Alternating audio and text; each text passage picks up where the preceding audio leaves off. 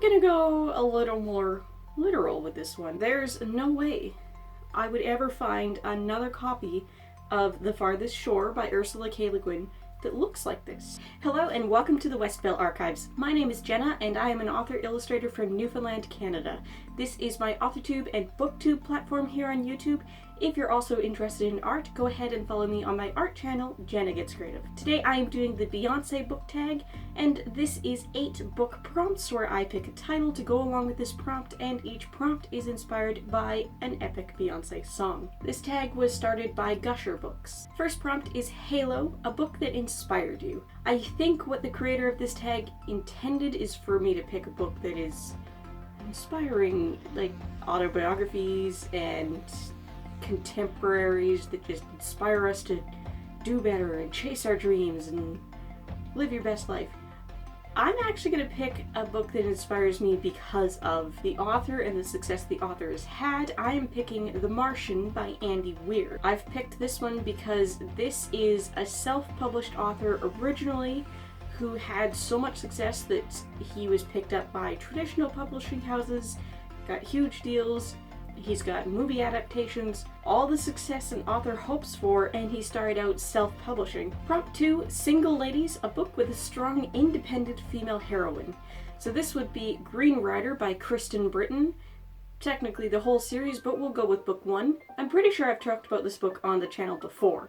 I did use it in one of the prompts from the Book Owl Movies series that I did for the June Bookstagram challenge. Green Rider is set in this fantasy world. The royal messengers for the kingdom are the Green Riders, and they all have their own magical abilities that assist them, make them good messengers for the royals.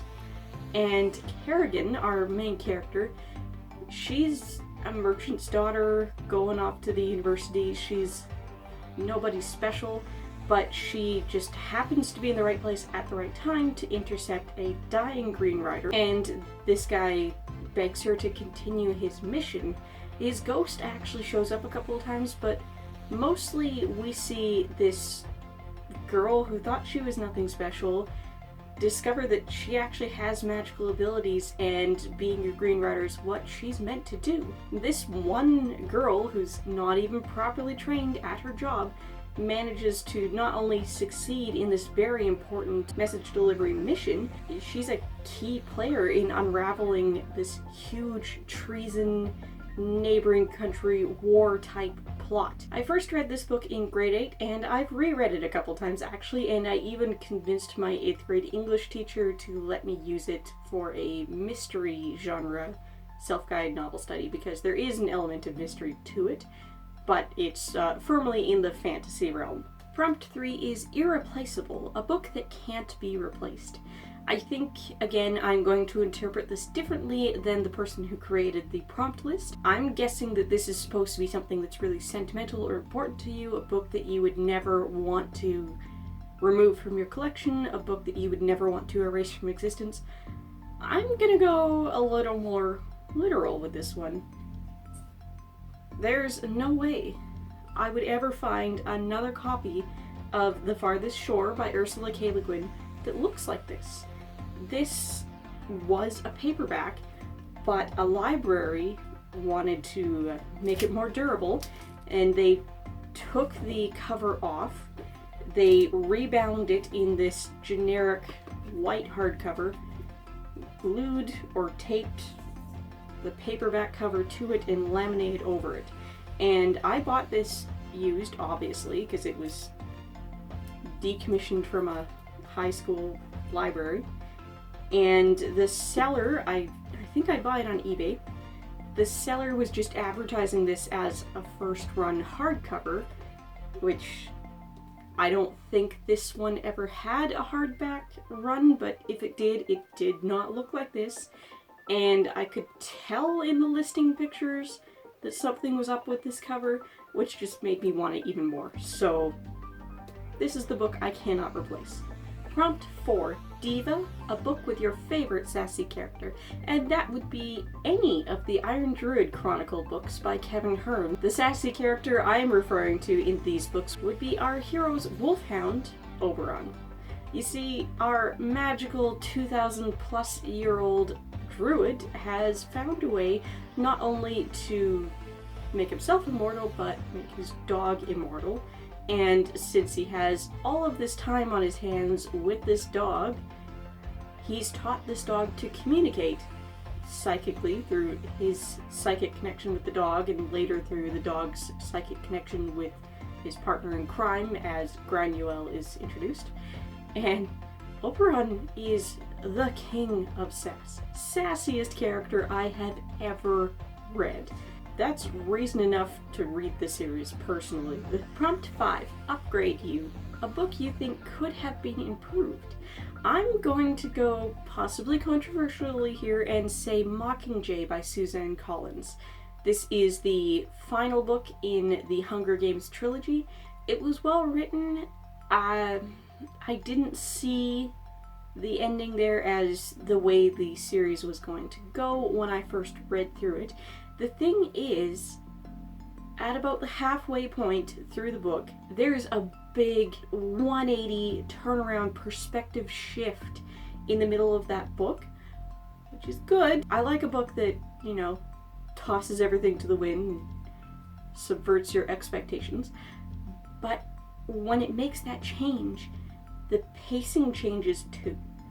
And it goes by so fast. It's like Suzanne Collins realized halfway through Mockingjay that this should have been a 4-book series and not a trilogy. And she's trying to cram an entire 4th book into the second half of her 3rd book. And then to add insult to injury, her epilogue, sure, we want to know what happens to Katniss and Peeta and Haymitch at the end, but I didn't find it satisfying. I'd rather not know than have what she gave us. But on top of that, she felt the need to tie up every character that was left living at the end of the 3rd book. And there were so many to tie up that some characters you really cared about in the series got 1 or 2 sentences. And characters apparently moved away and never saw these survivors again. And it didn't make sense to me. I really think it would have been better as 2 books and without the epilogue. Prompt 6, Crazy in Love, a book you can't help but love. For this, I pick The Night Circus by Erin Morgenstern.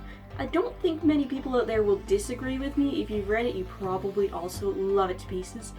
This is a book I can read again and again and again. I will never get sick of it.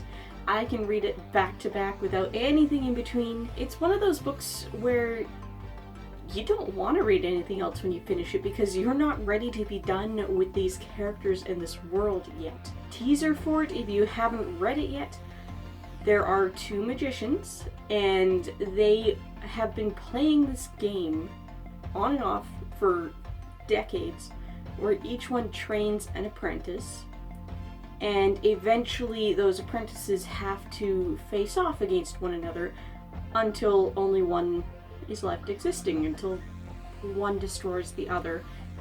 But the apprentices don't know who their opponent is. They don't know when the game starts. They don't know the venue of the game, anything like that. And in this case, we have the venue of the Night Circus. A magical circus. It arrives at night. It's only open at night. It disappears at night. And we have one apprentice is at the circus. She's a performer. And then we have the other apprentice is behind the scenes helping to run the show from the home base. And he's contributing at a distance. She does finally have a second novel, The Starless Sea. I've ordered it as an ebook. I haven't read it yet. I will definitely give a review on that book when I get around to it. And at that point, I'll probably read The Night Circus again, just so I can actually finally give a review on that one instead of just a star rating on Goodreads. Prompt 7, Sweet Dreams, a book that you thought about a lot after you finished. I want to say The Night Circus again because I did just say that about it, but I'll pick another one. I will say The Fire Rose by Mercedes Lackey. This is the book that started off the Elemental Masters series. It's not branded as one of those books, but it's considered book one, and it's a Beauty and the Beast story, except our Beauty is a fire elemental mage, and she discovers her ability after she becomes his captive. She has the help of salamanders and other fire creatures while she's trapped in the palace. I loved her interpretation of the Beauty and the Beast story, which is one of my all-time favorite classic children's stories anyway, and I love the world she built for it. I love the two characters in this. I was not ready for it to end when it ended the first time I read it. And like the Night Circus, I didn't really want to read anything else for a few days when I was done, because I wasn't done with it. Finally, prompt number 8, Ego, a book that you think didn't deserve the hype. For this, I'm going to say Harry Potter and the Cursed Child. And I think a lot of you, especially the Harry Potter fans out there, will agree with me. Whether you liked it or not, it did not deserve the hype.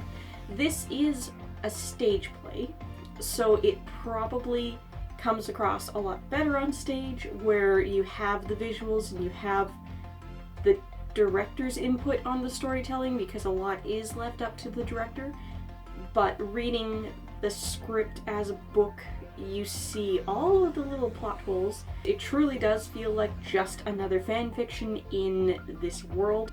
Scorpius is a great character. That's the one silver lining about The Cursed Child. It's a mess. Changes so much about the series if you're going to consider it canon, but it was advertised as the official book 8, and oh my gosh, we're getting another official book in the Harry Potter series. Isn't this great? Let's all go out and buy it. If you're in England, let's all go buy tickets, see that show. And I wish we hadn't. Thanks so much for watching. Just a reminder, I upload here every Saturday and some Mondays as well. And if you're interested in art, go ahead and check out my art channel, Jenna Gets Creative. See you next Saturday.